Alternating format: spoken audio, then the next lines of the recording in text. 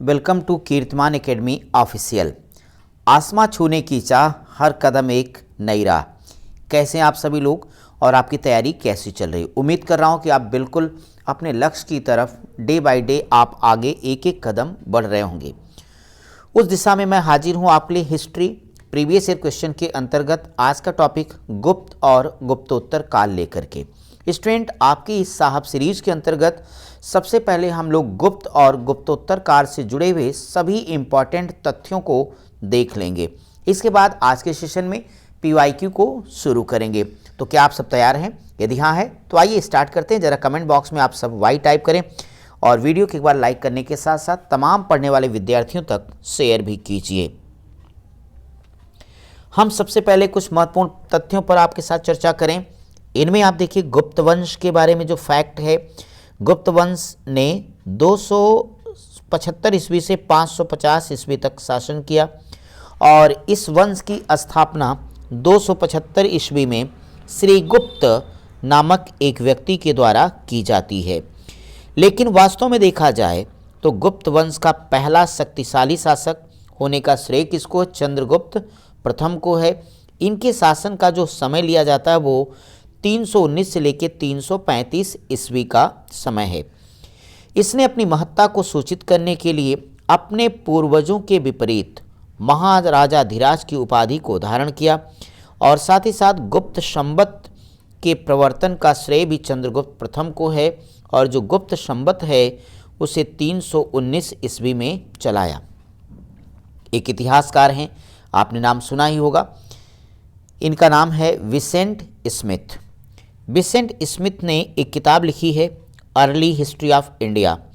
इस किताब में इन्होंने समुद्रगुप्त को उसकी वीरता और विजयों से प्रसन्न हुए और इन्होंने उसे भारत का नेपोलियन कह दिया। इस पॉइंट को आप याद रखिए, बार बार ये पूछा गया है, एक इम्पॉर्टेंट फैक्ट है। स्टूडेंट, इलाहाबाद का अशोक स्तंभ अभिलेख ये समुद्रगुप्त का है। समुद्रगुप्त का नॉर्मल पीरियड 335 से 375 ईस्वी के बीच में है। इस समुद्रगुप्त में यानी यहाँ पे जो स्तंभ लेख है ये समुद्रगुप्त के संधि विग्रहिक जिनका नाम था हरिसेन ने इसको संस्कृत भाषा में लिखा है। वास्तव में इसमें समुद्रगुप्त की प्रशंसा की गई है जिसको कि प्रयाग प्रशस्त के नाम से जाना जाता है। खास तौर पे इसमें समुद्रगुप्त की विजयों के बारे में हमें विस्तार से जानकारी मिलती है। इस प्रशस्त में समुद्रगुप्त के कुछ प्रशासनिक पदाधिकारियों के नाम भी देखने को मिलते हैं और जिनके नाम हैं उनको अगर हम देखें तो सांध्य विग्रहिक, खाद्यट पाकिक, कुमारामात्य, महादंडनायक हैं। अशोक निर्मित यह स्तंभ मूल रूप में कौशाम्बी में था जिसको अकबर ने इलाहाबाद में स्थापित कराया। इसी पर जहांगीर और बीरबल का भी लेख मिलता है। सो ये हो जाता है हमारे लिए वेरी वेरी इंपॉर्टेंट। गुप्त शासक चंद्रगुप्त द्वितीय विक्रमादित्य का एक दूसरा नाम देवगुप्त भी प्राप्त होता है। इसका प्रमाण हमें सांची और वाकाटक अभिलेखों से भी प्राप्त होता है। चंद्रगुप्त द्वितीय के अन्य नाम देवराज और देवश्री भी हमें प्राप्त होते हैं। चंद्रगुप्त द्वितीय विक्रमादित्य पहला गुप्त शासक है जिसने परम भागवत की उपाधि धारण की है। एक इम्पॉर्टेंट फैक्ट है, मेहरौली लेख के अनुसार उसने विष्णुपद पर्वत पर विष्णु ध्वज की स्थापना की। दिल्ली में मेहरौली नामक स्थान से मेहरौली लौह स्तंभ लेख हमें मिला है जो वर्तमान में कुतुब मीनार के समीप स्थित है।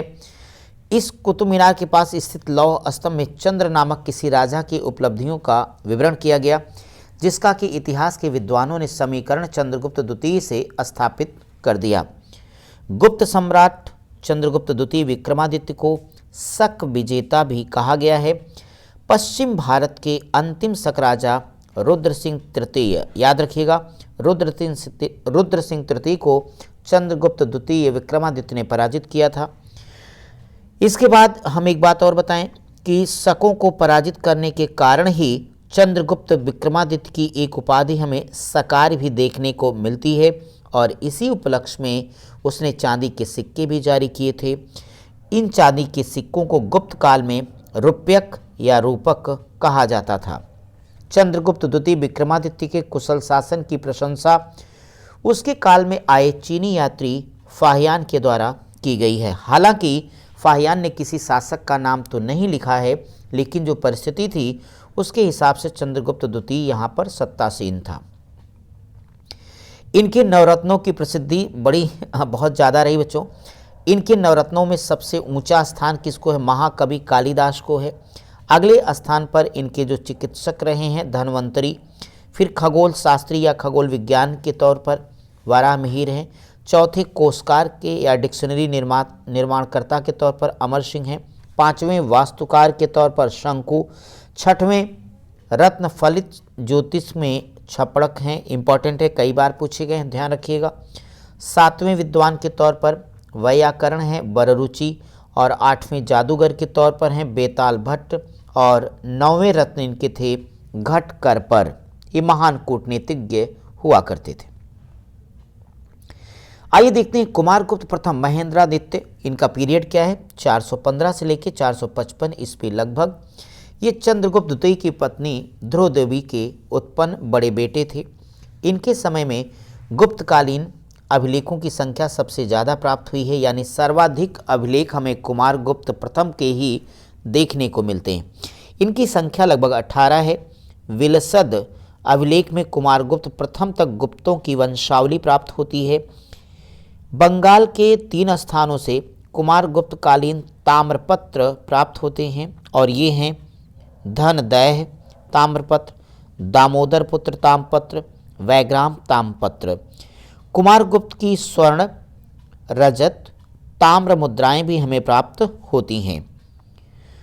उसकी मुद्राओं पर उसकी जो उपाधि है महेंद्रादित्य, श्री महेंद्र, महेंद्र सिंह, अश्वमेघ महेंद्र आदि हमें देखने को मिलता है। अगले शासक के तौर पर हम यहाँ पे स्कंदगुप्त यानी क्रमादित्य का जिक्र करना चाहेंगे, जिनका जो समय है 455 से 467 ईस्वी के आसपास का है। स्कंदगुप्त के जो स्वर्ण सिक्के हैं उसके मुख भाग पर धनुष बाण लिए हुए राजा की आकृति है, और पिछले भाग पर पद्मासन में विराजमान लक्ष्मी के साथ श्री स्कंदगुप्त उत्कीर्ण है। कुछ सिक्कों पर उसका गरुड़ ध्वज और उसकी उपाधि क्रमादित्य हमें देखने को मिलती है। वहीं पर भीतरी स्तंभ लेख में पुष्यमित्र और हूणों के साथ स्कंदगुप्त के युद्ध का वर्णन मिलता है। हूणों का पहला भारतीय आक्रमण गुप्त शासक स्कंदगुप्त के शासनकाल में 455 ईस्वी में हुआ। हालांकि स्कंदगुप्त के हाथों वे बुरी तरह से पराजित हो गए। ईसा की 3री सदी में जब हूण आक्रमण से रोमन साम्राज्य का पतन हो जाता है, तो भारतीय दक्षिण पूर्व एशियाई व्यापार भी इस पर क्या हो गया? अत्यधिक निर्भर हुआ। तोरमाड़ भारत पर दूसरे आक्रमण का नेता रहा है। मध्य भारत में एरण नामक स्थान से 12 प्रतिमा पर खुदा हुआ उसका एक लेख हमें मिलता है, जिससे हमें जानकारी होती है कि धन्य विष्णु उसके शासनकाल के प्रथम वर्ष में उसका सामंत रहा था। मिहिर कुल तोरमाड़ का पुत्र और उत्तराधिकारी हुआ। मिहिर कुल अत्यंत क्रूर और अत्याचारी शासक रहा। चीनी यात्री वेनसांग मंदसौर लेख से प्राप्त जो साक्ष्य है, कहा गया कि सर्वप्रथम गुप्त नरेश बालादित्य, तत्पश्चात मालव नरेश यशोधर्मन द्वारा मिहिर कुल को बुरी तरीके से हरा दिया गया। गुप्त काल में बंगाल में ताम्रलिप्ति एक प्रमुख बंदरगाह था, जहां से उत्तर भारतीय व्यापार और साथ ही दक्षिण पूर्व एशिया, चीन, लंका, जावा के साथ साथ सुमात्रा आदि देशों के साथ व्यापार होता था। पश्चिमी भारत का प्रमुख बंदरगाह भृगु कच्छ या भड़ौस था, इसे ध्यान में रखिएगा, जहां से पश्चिमी देशों के साथ समुद्री व्यापार होता था। ताम्रलिप्ति आधुनिक पश्चिमी बंगाल के मिदनापुर जिले के तामलुक नामक स्थान को कहा जाता है। कोलकाता से लगभग 33 मील दक्षिण पश्चिम में रूपनारायण नदी के पश्चिमी किनारे पर स्थित है। प्राचीन भारत की अर्थव्यवस्था में श्रेणियों का विशेष महत्व था, और ये संगठन व्यापारियों के द्वारा उनके व्यापार के समुचित संचालन के लिए स्थापित की जाती थीं। श्रेणियों का अपने सदस्यों पर न्यायिक अधिकार होता था, तथा श्रेणियों के द्वारा ही सदस्यों के वेतन, काम करने के नियमों, मानकों कीमतों का निर्धारण किया जाता था। प्रत्येक श्रेणी का एक प्रमुख हुआ करता था। राजा श्रेणियों के कार्य में कोई भी हस्तक्षेप नहीं करता था। श्रेणियां स्वयं अपने नियमों को बनाती थीं। गुप्त काल में गुजरात, बंगाल, दक्कन, तमिलनाडु वस्त्र उत्पादन के लिए बहुत ही मशहूर हुआ करते थे। वस्त्र उद्योग गुप्त काल का प्रमुख उद्योग था। गुप्त काल में अंतर्राष्ट्रीय व्यापार के प्रमुख केंद्र ताम्रलिप्ति, भृगुकच्छ, अरिकामेडु, कावेरीपत्तनम, मुजिरिश, प्रतिष्ठान, सोपारा, बारबेकम आदि हैं। आयुर्वेद तथा चिकित्सा के क्षेत्र में प्राचीन भारत की चरम परिणत चरक एवं सुश्रुत में मिलती है। गुप्तकालीन सुश्रुत संहिता में चिकित्सा के ज्ञान और कार्यकुशलता को समान रूप से महत्व दिया गया। धन्वंतरी चंद्रगुप्त द्वितीय के नवरत्नों में से एक थे। ये आयुर्वेद और शास्त्र के प्रकांड पंडित थे। चरक एवं सुश्रुत भी आयुर्वेद के विख्यात विद्वान। चरक कनिष्क के राजवैद्य थे जिन्होंने चरक संहिता की रचना भी किया है, जबकि भास्कराचार्य प्रख्यात खगोलविद और गणितज्ञ थे। याद रखिएगा, उन्होंने सिद्धांत शिरोमणि तथा लीलावती नामक ग्रंथों की रचना किया। इन ग्रंथों में गणित और खगोल विज्ञान से संबंधित महत्वपूर्ण जानकारी प्राप्त होती है। 5वीं सदी तक भारत में त्रिकोणमिति में ज्या यानी साइन, कोज्या यानी कोसाइन, उत्क्रम ज्या यानी इनवर्स साइन के सिद्धांत हमें पता हो चुके थे। सूर्य सिद्धांत और आर्यभट्टी में इनका उल्लेख देखने को मिलता है। 7वीं सदी में ब्रह्मगुप्त द्वारा चक्रीय चतुर्भुज के सिद्धांत का वर्णन किया गया। समुद्रगुप्त की कुल हमें 6 प्रकार की स्वर्ण मुद्राएं प्राप्त होती हैं, और वो कौन कौन सी हैं? गरुण, धनुर्धारी, परशु, अश्वमेघ, व्याघ्रहनन, वीणावादन प्रकार। गुप्त काल में स्वर्ण सिक्का को दीनार कहा जाता था। चीनी यात्री फाहियान के अनुसार लोग दैनिक क्रय विक्रय में कौड़ियों का प्रयोग करते थे। कई बार क्वेश्चन आ चुका है। गुप्त शासकों के सिक्के उत्तर प्रदेश, बिहार, बंगाल, मध्य प्रदेश, राजस्थान, ओडिशा में पाए गए हैं। सिक्कों का सबसे प्रसिद्ध प्राप्ति स्थल राजस्थान का भरतपुर बयाना है। इसके द्वारा जारी किए गए चांदी के सिक्के रूपक कहलाते थे। स्वर्ण सिक्कों को दीनार। गुप्त शासकों में चंद्रगुप्त प्रथम है जिसने सबसे पहले सिक्के जारी किए। सती प्रथा का पहला अभिलेखी साक्ष्य एरण से मिला है और ये 510 ईस्वी का है, जिसमें गोपराज नामक सेनापति की स्त्री के सती होने का उल्लेख प्राप्त होता है। आइए गुप्तों के पतन से संबंधित महत्वपूर्ण तथ्यों पर गौर करें तो हमें हूण आक्रमण, प्रशासन का सामंती ढांचा, उत्तरवर्ती गुप्तों का बौद्ध धर्म को स्वीकार करना, ये कुछ प्रमुख कारण है जिससे धीरे धीरे गुप्ता डायनेस्टी भी एक दिन अकाल के गाल में समा जाती है। संपूर्ण गंगा घाटी जो शहर पहले अत्यंत समृद्ध अवस्था में थे, उनमें से अधिकांश को गुप्त काल में या तो त्याग दिया गया या वहाँ के अवसान में पर्याप्त विघटन हुआ। पाटलिपुत्र जैसा प्रमुख प्रमुख नगर फेनसांग के आगमन के समय गांव बन चुका था। मथुरा जैसा प्रमुख नगर, कुम्हरार, सोनपुर, सोहगौरा उत्तर प्रदेश में गंगा घाटी में अनेक महत्वपूर्ण केंद्र इस काल में ह्रास के प्रमाण ही प्रस्तुत करते हैं, पतनावस्था को प्रदर्शित करते हैं। गुप्त काल में कला और साहित्य के क्षेत्र में पर्याप्त प्रगति हुई है। यही वो कारण है कि प्राचीन भारत का इसे स्वर्ण युग कहा जाता है, खासतौर पे किसके लिए? कला और साहित्य के लिए। अजंता की 3 गुफाएं 16वीं, 17वीं, 19वीं में इनको गुप्तकालीन माना जाता है। इनमें 16वीं और 17वीं गुफाएं बिहार और 19वीं चैत्य है। गुप्त वंश के शासकों ने मंदिरों और ब्राह्मणों को सबसे अधिक गांव अनुदान में दिए। गुप्त काल में जो लोग राजकीय भूमि पर कृषि करते थे, उन्हें अपनी उपज का एक भाग राजा को कर के रूप में देना पड़ता था, जो सामान्यतः खष्टांश यानी 1/6 हुआ करता था या 6वां भाग। गुप्त अभिलेखों में भूमि कर को उद्रंग तथा भाग कर कहा गया। प्रायः सभी धर्मशास्त्रों में भू राजस्व की दर 1/6 बताई गई है। प्राचीन भारत में सिंचाई कर को बिदक भागम अथवा उदक भाग कहा गया। हिरण्य मौर्य काल में लिया जाने वाला एक नकद कर था। गुप्त और गुप्तोत्तर काल में रेशम के लिए कौशेष शब्द का प्रयोग है। 3री शताब्दी में वारंगल लोहे के यंत्रों और उपकरणों के लिए प्रसिद्ध था। वारंगल में अगरिया लोग बड़ी संख्या में रहते थे। अगरिया लोगों का प्राचीन काल से वर्तमान समय तक लोहे के यंत्र और उपकरण बनाना परंपरागत व्यवसाय रहा है। Doctor KP. जायसवाल ने विशाखदत्त को चंद्रगुप्त मौर्य का समकालीन बता दिया है। उनके नाटक मुद्रा राक्षस से चंद्रगुप्त मौर्य के कृत्यों के बारे में हमें जानकारी प्राप्त होती है। इसमें चंद्रगुप्त मौर्य के समय में राज दरबार की दुर्भिसंधियों का भी वर्णन हमें प्राप्त होता है। गुप्त काल में लिखित संस्कृत नाटकों में स्त्री और शूद्र जिस भाषा को बोलते थे वो क्या थी? प्राकृत भाषा थी। वहीं पर ऊंचे वर्ण के लोगों को संस्कृत भाषा बोलते हुए देखा जा सकता है। शूद्रक ने मृच्छकटकम की रचना किया है। इससे हमें गुप्तकालीन शासन व्यवस्था, नगर इत्यादि के विषय में महत्वपूर्ण जानकारी मिलती है। इसी ग्रंथ में चारुदत्त नामक ब्राह्मण, सार्थवाह और एक गणिका की पुत्री बसंत सेना की प्रेम गाथा के बारे में भी हमें जानकारी प्राप्त होती है। गुप्त साम्राज्य की शासन व्यवस्था राजतंत्रात्मक में मौर्य शासकों के विपरीत गुप्तवंशी शासक अपनी दैवी उत्पत्ति में विश्वास करते थे। गुप्त शासकों ने भूमिदान की परंपरा को विस्तारित किया।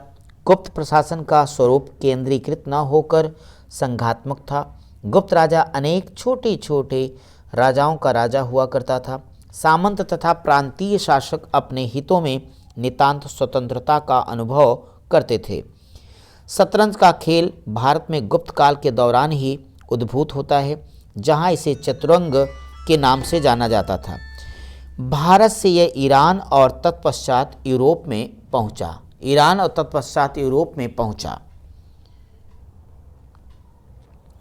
प्रवरसेन प्रथम, अगर हम प्रवरसेन प्रथम के बारे में बात करें तो प्रवरसेन वाकाटक वंश का है। तो प्रवरसेन प्रथम, जिसका काल 275 से 335 ईस्वी, वाकाटक वंश का था। यह एकमात्र शासक है जिसने सम्राट की उपाधि धारण किया है। वाकाटक शासक प्रवरसेन प्रथम ने 4 अश्वमेघ यज्ञों का संपादन किया। इसके साथ ही उसने अनेक वैदिक यज्ञ भी किया। इसी वंश के शासक प्रवरसेन द्वितीय की रुचि साहित्य में थी और उन्होंने सेतुबंध नामक एक ग्रंथ की रचना की। महर्षि कपिल ने सांख्य दर्शन का प्रतिपादन किया। सांख्य दर्शन पुनर्जन्म तथा आत्मा के आवागमन के सिद्धांत को स्वीकार करता है। सांख्य दर्शन में अज्ञानता को दुखों का कारण, विवेक ज्ञान को उनसे मुक्ति का एकमात्र उपाय बताया गया। महर्षि पतंजलि को योग दर्शन का प्रतिस्थापक माना जाता है। महर्षि पतंजलि ने ही सुसंबद्ध दार्शनिक सिद्धांत के रूप में योग का विवेचन किया है, इसीलिए इसे पतंजलि दर्शन भी कहा जाता है। नव्य न्याय संप्रदाय का प्रवर्तन मिथिला के आचार्य गंगेश उपाध्याय की युग प्रवर्तक कृति तत्व चिंतामणि से हुआ और इसके संवर्धन के लिए बंगाल के नवद्वीप के न्यायिक वासुदेव सार्वभौम, दीधितिकार रघुनाथ शिरोमणि तथा मथुरानाथ जगदीश एवं गदाधर भट्टाचार्य प्रसिद्ध हैं। भारतीय दर्शन में चार्वाक दर्शन जड़वादी या भौतिकवादी विचारधारा का पोषक है। इस दर्शन का आदर्श है, जब तक जीवित रहें सुख से जीवित रहें, उधार लेकर भी घी पिएं, क्योंकि देह के भस्म हो जाने के बाद पुनर्जन्म नहीं होता। ये चार्वाक दर्शन का मानना है। न्याय दर्शन के प्रवर्तक गौतम हैं, जिन्हें अच्छपाद भी कहा जाता है। एक्चुअली न्याय का शाब्दिक अर्थ तर्क या निर्णय होता है। न्याय दर्शन में 16 पदार्थों का अस्तित्व स्वीकार किया गया है। न्याय दर्शन का जो मूल ग्रंथ है गौतम के द्वारा रचित है न्याय सूत्र। कर्म का सिद्धांत मीमांसा दर्शन से जुड़ा है। पूर्व मीमांसा, कर्म मीमांसा या धर्म मीमांसा भी इसे कहा जाता है। जैमिनी ने पूर्व मीमांसा का प्रतिपादन किया। मीमांसा के प्रखर और उद्भव आचार्य कुमारिल भट्ट को, जिनकी गणना भारतीय दर्शन के मूर्धन आचार्यों में की जाती है, इन्होंने अपने प्रमुख तर्कों से बौद्ध धर्म तथा दर्शन का खंडन करके वैदिक धर्म तथा दर्शन की पुनः प्रतिष्ठा की। पूर्व मीमांसा और वेदांत के बीच श्रृंखला माना जाता है। मीमांसा दर्शन वेद को शाश्वत सत्य मानता है। पूर्व मीमांसा दर्शन में वेद के कर्मकांड भाग पर विचार किया गया, तो उत्तर मीमांसा में वेद के ज्ञान कांड वाले भाग पर विचार किया गया। मीमांसा और वेदांत, न्याय और वैशेषिक, सांख्य और योग ये भारतीय खट दर्शन हैं। वेदों को मान्यता देने के कारण सांख्य, योग न्याय, वैशेषिक, मीमांसा, वेदांत खट दर्शन आस्तिक दर्शन कहे गए। इनके प्रणेता क्रमशः कपिल, पतंजलि, गौतम, कणाद, जैमिनी, वदरायण थे, जबकि लोकायत और कापालिक भारतीय खट दर्शन के भाग नहीं हैं। वेदांत दर्शन को भारतीय विचारधारा की पराकाष्ठा माना जाता है। वेदांत का शाब्दिक अर्थ वेद का अंत या वैदिक विचारधारा की पराकाष्ठा। वेदांत दर्शन के 3 आधार हैं, उपनिषद, ब्रह्मसूत्र और भगवत गीता। इन्हें वेदांत दर्शन या प्रस्थान त्रयी भी कहा जाता है। कई सूक्ष्म भेदों के आधार पर कई उप संप्रदाय और इसके प्रवर्तक भी देखने को मिलते हैं। इनमें शंकराचार्य का अद्वैतवाद, रामानुज का विशिष्टाद्वैतवाद, माधवाचार्य का द्वैतवाद, पुराणों के अनुसार चंद्रवंश या सोमवंश क्षत्रिय वर्ण के 3 मूल वंशों, अन्य 2 सूर्य वंश और अग्निवंश में से एक था। चंद्रवंशी शासकों का मूल स्थान त्रेता युग में प्रयाग था, परंतु प्रलय के बाद द्वापर युग में चंद्रवंशी संवारन ने प्रतिष्ठानपुर में, वर्तमान झूसी, इलाहाबाद यानी प्रयागराज में अपनी राजधानी की स्थापना की। अग्निकुल के राजपूतों का सर्वाधिक प्रसिद्ध वंश प्रतिहार वंश था। गुर्जरों की शाखा से संबंधित होने के कारण इतिहास में इसे गुर्जर प्रतिहार वंश के नाम से जाना गया। गुर्जर जाति का पहला उल्लेख पुलकेशिन द्वितीय के ऐहोल लेख में मिलता है। बाणभट्ट के हर्षचरित में भी गुर्जरों का उल्लेख मिलता है। गुर्जर प्रतिहार वंश का संस्थापक नागभट्ट प्रथम 730 से 756 ईस्वी था। ग्वालियर लेख से पता चलता है कि उसने मलेक्ष शासक की विशाल सेना को पराजित कर दिया, जो संभवतः सिंध का अरब शासक था। इस प्रकार नागभट्ट ने अरबों के आक्रमण से पश्चिमी भारत की रक्षा किया। आइए राष्ट्रकूट वंश को देख लेते हैं। इसकी स्थापना 736 ईस्वी में दंतदुर्ग नामक व्यक्ति के द्वारा की जाती है। उसने मानेखेट को अपनी राजधानी बनाई। दंतदुर्ग के संबंध में कहा जाता है कि उज्जैनी में उसने हिरण्यगर्भ या महादान यज्ञ का संपादन कराया। राष्ट्रकूट राजा अमोघ वर्ष प्रथम का जन्म 800 ईस्वी में नर्मदा नदी के किनारे श्री भगवान नामक सैनिक छावनी में हुआ था। बहुत इंपॉर्टेंट फैक्ट है, इसे ध्यान रखना। इस समय इसके पिता राष्ट्रकूट राजा गोविंद तृतीय उत्तर भारत के सफल अभियानों से वापस लौट रहे थे। मौखरी गुप्तों के सामंत थे, जो मूलतः गया के निवासी थे। मौखरी वंश के शासकों ने अपनी राजधानी कन्नौज को बनाई थी। इस वंश के प्रमुख शासकों में हरिवर्मा, आदित्य वर्मा, ईशान वर्मा, सर्व वर्मा एवं ग्रह वर्मा थे। हर्ष के समय की विस्तृत सूचना इसके दरबारी कवि बाणभट्ट की कृति हर्षचरित से मिलती है। इससे जुड़ी कुछ सूचनाएं कल्हड़ की राज तरंगड़ी में भी हमें देखने को मिलती हैं। चीनी स्रोतों से पता चलता है कि हर्ष एवं राजश्री दोनों के साथ कन्नौज के राज सिंहासन पर बैठते थे। हर्ष ने अपनी राजधानी थानेश्वर से कन्नौज ट्रांसफर किया ताकि वह राजश्री को प्रशासनिक कार्यों में पूरी सहायता प्रदान कर सके। अन्य धर्मों से महायान की उत्कृष्टता सिद्ध करने के लिए हर्ष ने कन्नौज में विभिन्न धर्मों और संप्रदायों के आचार्यों के लिए एक विशाल सभा का आयोजन किया। चीनी साक्ष्यों के अनुसार इस सभा में 20 देशों के राजा अपने देशों के प्रसिद्ध ब्राह्मणों, श्रमणों, सैनिकों, राजपुरुषों आदि के साथ उपस्थित हुए। इस सभा की अध्यक्षता फेनसांग के द्वारा की गई। हर्ष के समय में प्रति 5वें वर्ष प्रयाग के संगम क्षेत्र में एक समारोह का आयोजन किया जाता था, जिसको महामोक्ष परिषद के नाम से जाना गया। फेनसांग स्वयं छठे समारोह में उपस्थित था। इसमें 18 देशों के राजा ने भाग लिया।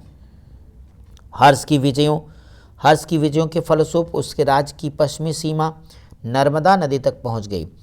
इधर पुलकेशिन द्वितीय भी उत्तर की ओर राज्य विस्तार करना चाहता था। ऐसी स्थिति में दोनों के बीच युद्ध अवश्यंभावी हो गया। फलतः नर्मदा नदी के तट पर दोनों के बीच में युद्ध होता है, जिसमें पुलकेशिन द्वितीय ने हर्ष को हरा दिया, पराजित कर दिया। और ये जानकारी हमें पुलकेशिन द्वितीय के ऐहोल प्रशस्ति और ह्वेनसांग के विवरण से देखने को प्राप्त होती है। औरंगाबाद बिहार के आधिकारिक वेबसाइट पर बाणभट्ट का जन्म औरंगाबाद जिले के हिरणवायु नदी के किनारे अवस्थित प्रीथिकूटा पर्वत के समीप पीरू गांव को बताया गया। कुछ अन्य वेबसाइटों पर इसका जन्मस्थल छपरा जिला दिखाया गया है। इनके पिता का नाम चित्रभानु, माता का नाम राजदेवी था। हर्षवर्धन के समय की सबसे प्रमुख घटना चीनी यात्री ह्वेनसांग का भारत आगमन है। उसने तांग शासकों की राजधानी चंगन से भारत के लिए 629 ईस्वी में प्रस्थान किया। अपनी भारत यात्रा के ऊपर उसने एक ग्रंथ CU की लिखा है। इसने भीनमाल की यात्रा की थी। इसको यात्रियों का राजकुमार कहा जाता है। ह्वेनसांग के अनुसार सड़कों पर आवागमन पूर्णतः सुरक्षित नहीं था। अपराध अथवा निर्दोष सिद्ध करने के लिए अग्नि, जल, विष आदि द्वारा दिव्य परीक्षाएं ली जाती थीं। उसके अनुसार व्यापारिक मार्गों, घाटों, बिक्री की वस्तुओं आदि पर भी कर लगाए जाते थे। इससे राज्य को पर्याप्त कोष प्राप्त होता था। ह्वेनसांग चीन के तांगवंशी शासक ताइशुंग का समकालीन था। इसी के राज्य का वो नागरिक भी था। ह्वेनसांग ने अपने यात्रा अनुभवों को एक पुस्तक है a record of the western regions में संकलित किया। 637 ईस्वी में ह्वेनसांग नालंदा विश्वविद्यालय गया। इस समय यहाँ के कुलपति आचार्य शीलभद्र थे। ह्वेनसांग के अनुसार मथुरा उस समय सूती वस्त्रों के लिए प्रसिद्ध था, जबकि वाराणसी रेशमी वस्त्रों के लिए प्रसिद्ध था। ह्वेनसांग बताता है कि थानेश्वर की समृद्धि का प्रमुख कारण वहाँ का व्यापार ही था। वाण ने थानेश्वर नगरी को अतिथियों के लिए चिंतामणि भूमि, व्यापारियों के लिए लाल भूमि बताया है। हर्ष की मृत्यु के बाद कन्नौज विभिन्न शक्तियों के आकर्षण का केंद्र बना। इस कन्नौज को महोदया या महोदयश्री के नामों से भी जाना जाता है। अतः इस पर अधिकार करने के लिए 8वीं सदी की 3 बड़ी शक्तियों, जिसमें पाल, गुर्जर प्रतिहार, राष्ट्रकूट के बीच त्रिकोणीय संघर्ष देखने को मिलता है। इस संघर्ष में अंततः प्रतिहारों को सफलता प्राप्त होती है। वहीं पर एक महत्वपूर्ण तथ्य है कि चीनी यात्री इत्सिंग है 671 या 72 ईस्वी में, जब एकदम युवक था, अपने को 37 यानी 37 बौद्ध सहयोगियों के साथ बौद्ध धर्म के अवशेषों को देखने की इच्छा से पाश्चात्य विश्व का भ्रमण करने का निर्णय लेता है। वह दक्षिण के समुद्री मार्ग से होकर भारत आया। 693-94 ईस्वी के लगभग सुमात्रा होता हुआ चीन वापस लौट गया। इत्सिंग प्राचीन चीनी लेखकों ने भारत का नाम इंतु के नाम से किया। कई बार क्वेश्चन पूछा गया, इसे तैयार रखना। इंतु क्या नाम है? कमेंट बॉक्स में जल्दी से सब लोग टाइप करो। या थियान्तु, यानी चीनी लेखकों ने भारत का नाम क्या बताया है? तो इंतु या थियान्तु आप कमेंट बॉक्स में लिखिए। नालंदा विश्वविद्यालय को नष्ट कौन करेगा? बख्तियार खिलजी करेगा बच्चों। कब? 1193 ईस्वी में। इसे याद रखिए। भारत में बौद्ध धर्म के पतन के लिए अंतिम प्रहार के रूप में इसे ही देखा गया, बख्तियार खिलजी को, जिसने नालंदा को नष्ट कर दिया। विक्रमशिला के प्राचीन बौद्ध विश्वविद्यालय की स्थापना बंगाल के पाल वंशी शासक धर्मपाल के द्वारा की गई। शंकराचार्य को शंकर, श्री शंकराचार्य आदि नामों से जाना गया। 8वीं शताब्दी में इनका जन्म केरल के एक छोटे से गांव कलाड़ी में हुआ। उनके दर्शन को अद्वैत दर्शन के नाम से जाना जाता है। शंकराचार्य के द्वारा स्थापित 4 मठ कौन से, इसे देखें, जिनको कि हिंदू धर्म के पथ प्रदर्शक के रूप में जाना जाता है। इनमें है श्रृंगेरी कर्नाटक दक्षिण में, द्वारका गुजरात पश्चिम में, पुरी उड़ीसा पूरब में, ज्योतिर्मठ ज्योतिषी मठ उत्तराखंड में।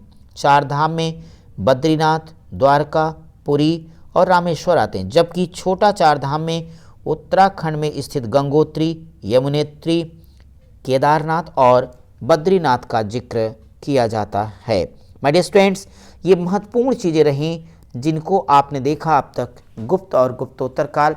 तो हम लोगों ने लगभग सारे इंपॉर्टेंट तथ्यों के बारे में चर्चा किया, चाहे श्रीगुप्त रहा हो, घटोत्कच, चंद्रगुप्त प्रथम या चंद्रगुप्त द्वितीय, समुद्रगुप्त, स्कंदगुप्त, कुमारगुप्त, ये तमाम जो शासक रहे। साथ ही साथ पूर्व मध्यकाल से जुड़े हुए हमने हर्षवर्धन के बारे में जानकारी ली, पाल, प्रतिहार, राष्ट्रकूट वंश और उस कार्यक्रम में और कालक्रम में घटित प्रमुख घटना। साथ ही साथ हमने इस सेगमेंट में कहीं न कहीं फाहियान, इत्सिक और ह्वेनसांग के बारे में भी चर्चा किया हुआ है।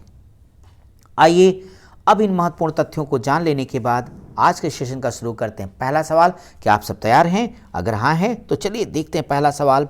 और ये पहला क्वेश्चन आपके सामने आ गया। गुप्त वंश ने किस अवधि में शासन किया? बच्चों, जो विकल्प दिया गया उसमें से सर्वाधिक सही उत्तर है 319 से लेकर के 500 ईस्वी का समय। अभी तो हम पीछे चर्चा करके आए हैं कि वास्तव में गुप्त वंश की जो स्थापना हो रही है वो श्रीगुप्त नामक व्यक्ति के द्वारा, और उसके बाद अगला शासक होता है घटोत्कच, लेकिन पहला प्रमुख शासक के तौर पर हमने चंद्रगुप्त प्रथम को याद किया था। आइए सेकंड क्वेश्चन की तरफ बढ़ें और देखते हैं, निम्नलिखित शासकों में से किस एक ने 4 अश्वमेघ यज्ञों का संपादन किया? तो अभी हमने विस्तार से चर्चा की है, इसका नाम है प्रवरसेन प्रथम। बच्चों है ये प्रवरसेन प्रथम। आइए, जो कि वाकाटक वंश का ये शासक है। तीसरा सवाल देखें, भारत का नेपोलियन किसे कहा गया है? तो भारत का नेपोलियन बड़ा ही मशहूर सवाल है, ये समुद्रगुप्त को कहा गया है बच्चों। और ये कहा किसने है? विसेंट स्मिथ ने। इनकी किताब का नाम अभी हमने पीछे बताया आपको, फिर से जान लीजिए, अर्ली हिस्ट्री ऑफ इंडिया में। प्राचीन भारत का नेपोलियन समुद्रगुप्त। नेक्स्ट क्वेश्चन हमारे पास है, निम्नलिखित में से किस गुप्त राजा का एक अन्य नाम देवगुप्त? हम डिस्कस कर चुके हैं, इसमें संदेह नहीं, ये है चंद्रगुप्त द्वितीय। प्रथम गुप्त शासक जिसने परम भागवत की उपाधि धारण की है। वास्तव में परम भागवत की उपाधि धारण करने वाला पहला गुप्त वंश का शासक रहा है चंद्रगुप्त द्वितीय विक्रमादित्य। परम भागवत उपाधि धारण करने वाला पहला गुप्त शासक, तो पहला गुप्त शासक की बात करेंगे तो चंद्रगुप्त द्वितीय। इलाहाबाद स्तंभ लेख निम्नलिखित में से किस एक से जुड़ा हुआ है, संबद्ध है?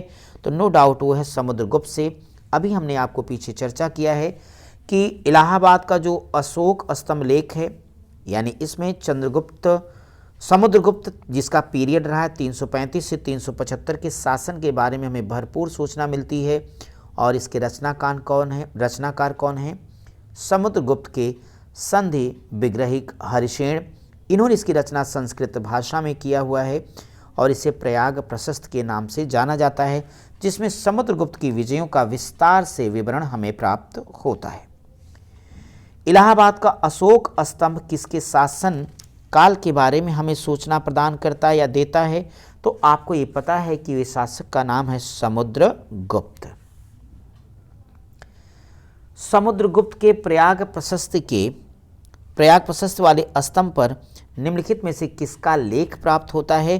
तो लेख मिलता हमें जहांगीर का। यहाँ आपको बताते चलें, पीछे भी अभी हमने बताया कि प्रयाग जो प्रशस्त है समुद्रगुप्त के विषय में तो जानकारी देती है, क्योंकि इसकी रचना समुद्रगुप्त के संधि विग्रहिक हरिशेन के द्वारा की गई।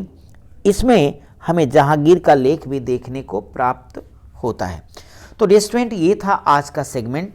अब इसमें हम गुप्त और गुप्तोत्तर काल के आगे जुड़े बहुत सारे महत्वपूर्ण प्रश्नों को आपसे अगली लाइव क्लास में डिटेल में चर्चा करेंगे।